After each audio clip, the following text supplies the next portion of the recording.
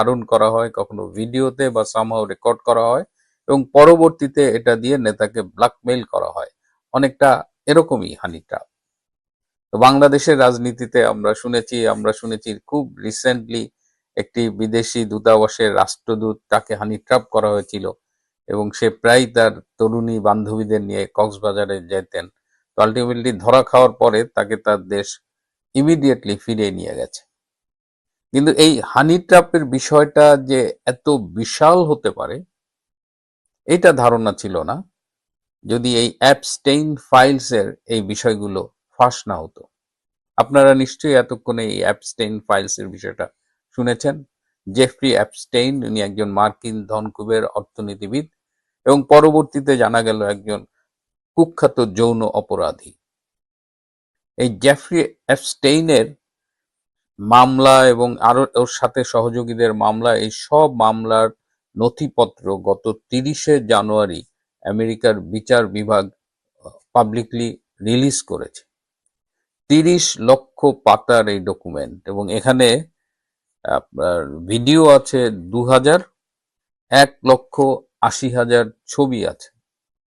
এবং এই Jeffrey Epstein 1990 সালে ক্যারিবিয়ান সাগরের লিটল সেন্ট জেমস দ্বীপে একটা প্রাসাদ সম মধুকুঞ্জ তৈরি করেছিলেন। সেই মধুকুঞ্জে পৃথিবীর বিভিন্ন দেশ থেকে সুন্দরী অল্পবয়স্ক তরুণীদের আনা হতো এবং সেখানে অতিথি হিসেবে বিশ্বের নামকরা রাজনীতিবিদ, ব্যবসায়ী, বিভিন্ন কোম্পানির সিইও, বিনোদন জগতের তারকা অনেকেই আসতেন। সেই মধুকুঞ্জে তারা আসতেন তাদের যৌন সম্ভোগের জন্য, তারা আসতেন তাদের বিকৃত কামনা চরিতার্থ করার জন্য। সেই মধুকুঞ্জে কারা কারা আসতেন সেই তালিকাটি প্রকাশিত হয়েছে এবং সেই তালিকার কিছু নাম দেখে একেবারে ভিমরি খাবার মতো অবস্থা।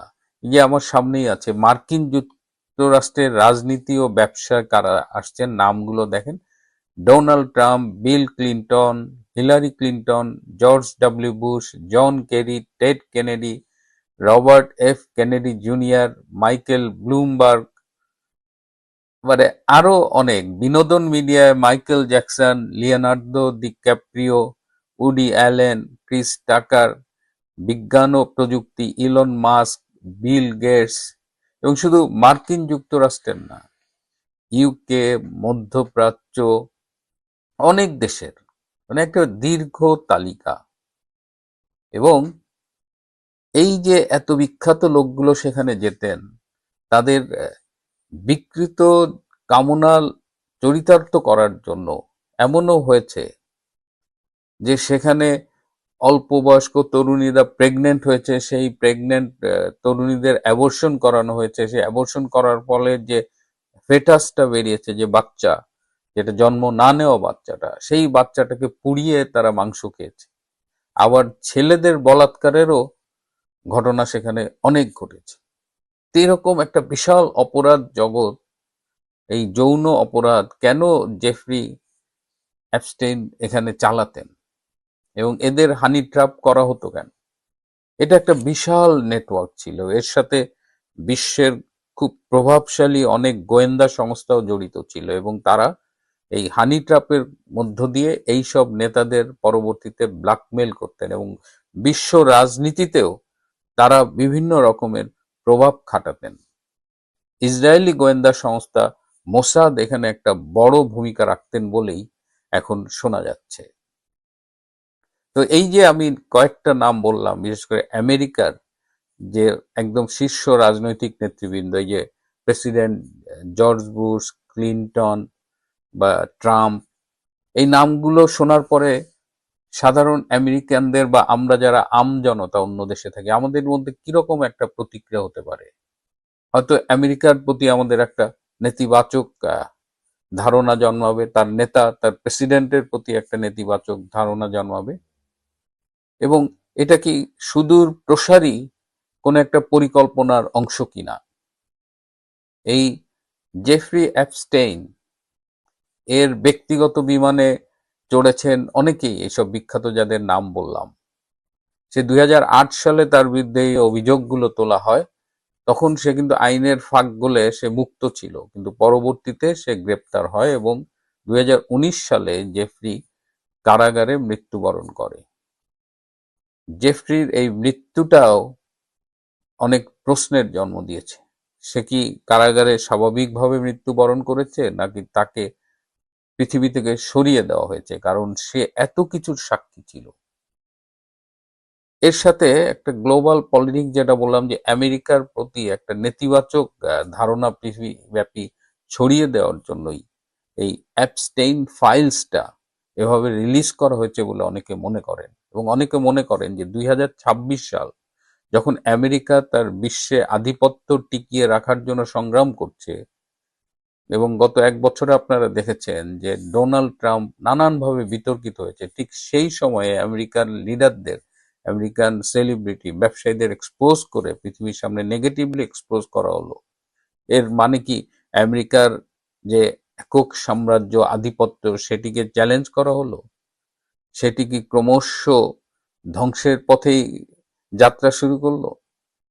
এটা কি একটা পরিকল্পিত, মানে সুপরিকল্পিত একটা প্রকল্প, যার মধ্য দিয়ে আমেরিকার আধিপত্যকে সরিয়ে পৃথিবীতে গ্রেটার ইসরায়েলের আধিপত্য প্রতিষ্ঠিত হতে যাচ্ছে? এই যখন বিশ্ব রাজনীতির অবস্থা, যে আমেরিকাকে ডাউন করে সেখানে অন্য শক্তির আধিপত্য, বিশেষ করে ইসরায়েল এককভাবে বিশ্বে আধিপত্য বিস্তার করতে চায় কিনা, সেটা নিয়ে কিন্তু আলোচনা চলছে। কিন্তু এর মধ্যে আমাদের যে নোবেল বিজয়ী, আমাদের বর্তমান অন্তর্বর্তীকালীন সরকারের প্রধান উপদেষ্টা ডক্টর ইউনূস, তার নাম এই ফাইলে 13 বার এসেছে। কেন এসেছে সেটি নিয়ে আলোচনা শুরু হয়ে গেছে। এবং এই ফাইলে আসার পাশাপাশি আর একটা ইমেল ভাইরাল হয়েছে। সেই ইমেলটি পাঠিয়েছেন অ্যাল সেকেল এবং ইসাবেল ম্যাক্সওয়েল নামের দুজন। তারা পাঠিয়েছেন এটি অ্যানিমেশন সিরিজ দ্য সিম্পসন। আপনারা দেখেছেন দ্য সিম্পসন, খুব জনপ্রিয় একটা অ্যানিমেশন মুভি সিরিজ।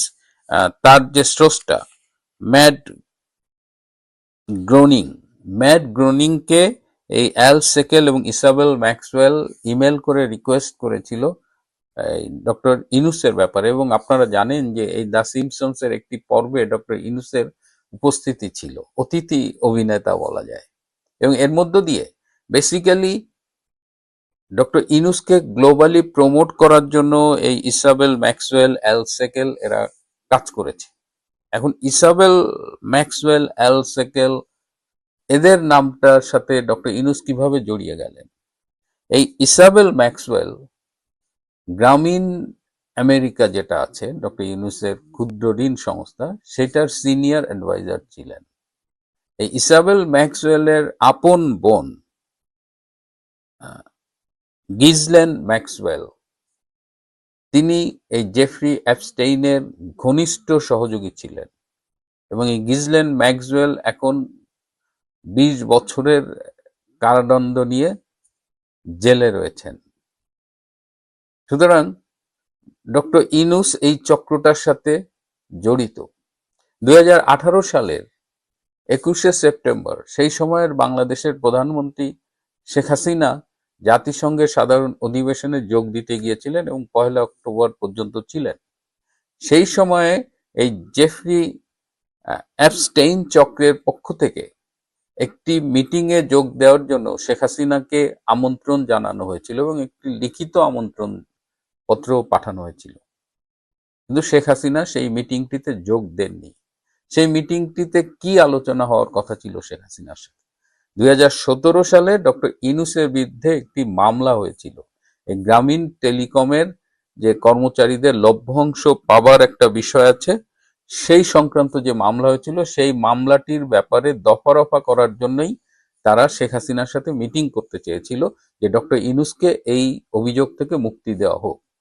এই নেগোসিয়েশন, ডক্টর ইউনূসের পক্ষে নেগোসিয়েশন করার জন্য তারা শেখ হাসিনাকে একটা মিটিং ইনভাইট করেছিলেন, কিন্তু শেখ হাসিনা সেই মিটিং এ যাননি। কারণ এটা একটা বাংলাদেশের বিচারাধীন বিষয়, এখানে নিউ ইয়র্কে বসে নেগোসিয়েট করার কিছু নেই। এখন ডক্টর ইউনূস সেই ক্যারিবিয়ান সাগরের সেই মধুকুঞ্জে, সেই দ্বীপের মধুকুঞ্জে গেছেন কিনা, সেখানে তিনি যৌনলীলায় মেতেছেন কিনা, এ ব্যাপারে কোনো কিছু এই রিপোর্টে নেই। সুতরাং কিন্তু দেখা যাচ্ছে যে এই চক্রটার সাথে ডক্টর ইউনূস ভীষণভাবে ঘনিষ্ঠ ছিলেন, এবং ক্লিনটন পরিবারের সাথে যে তিনি যে আহ, সম্পৃক্ত ছিলেন, এটা আপনারা সবাই জানেন, এখনো আছেন। এবং তিনি তাদের ব্যবহার করে গ্লোবালি নিজের ইমেজটাকে প্রমোট করেছেন।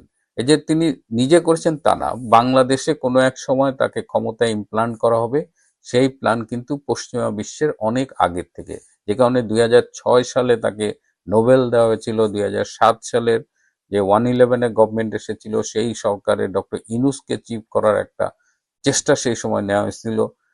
তিনি যখন চিফ হলেন না, তারপরে তার নেতৃত্বে একটা রাজনৈতিক দল করার চেষ্টা করা হয়েছিল, সেটাতেও তিনি যখন ব্যর্থ হয়েছেন, তারপর থেকে লেগেছিলেন, এবং 2024 সালের 8ই আগস্ট সেই ষড়যন্ত্রের এক পর্যায়ে তিনি বাংলাদেশের ক্ষমতা জোর দখল করেন। এখন প্রশ্ন উঠেছে, যাকে বাংলাদেশের মানুষ একেবারে দেবতার আসনে বসিয়েছে, সেই মানুষটা নিজের স্বার্থের কারণে বিশ্বের এরকম একটা অপরাধী চক্রের সাথে জড়িত ছিলেন। এটি